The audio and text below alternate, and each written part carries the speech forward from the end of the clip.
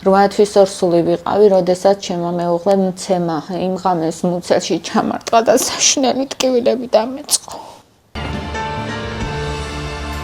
არც ვიცოდი გადარჩებოდა თუ არა ბავშვი, შეიძლება ვერ გადარჩეს ვამბობდნენ. რო დაიბადა 8 საათში გახდა ცუდად, გულყრა დაემართა და მე აი მაგ დროს გავთიშულ ვარ, რო გავიგე ეს ამბავი. ქართველმა ექიმებმა ბავშვის გადარჩენა შეძლეს. დღეს ანა მარია უკვე 7 წლისაა, მაგრამ გოგონა ინვალიდის ეტლზაა მიჯაჭვული. მხედველობა ორივე თვალიდან წაერთვა.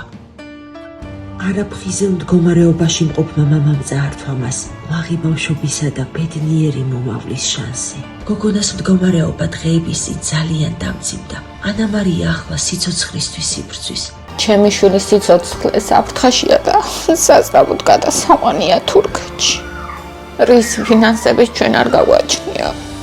ძალიან გთხოვთ, ვისაც რის საშუალება გექნებათ, რომ დაგვეხმაროთ.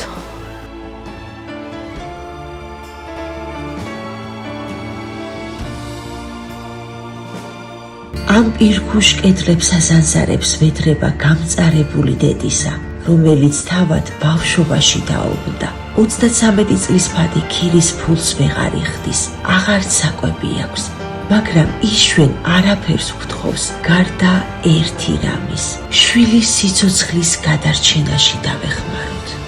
გადარიცხეთ ნებისმიერი თანხა ჩერნოვეცკის ფონდის ოფიციალური საიტის მეშვეობით.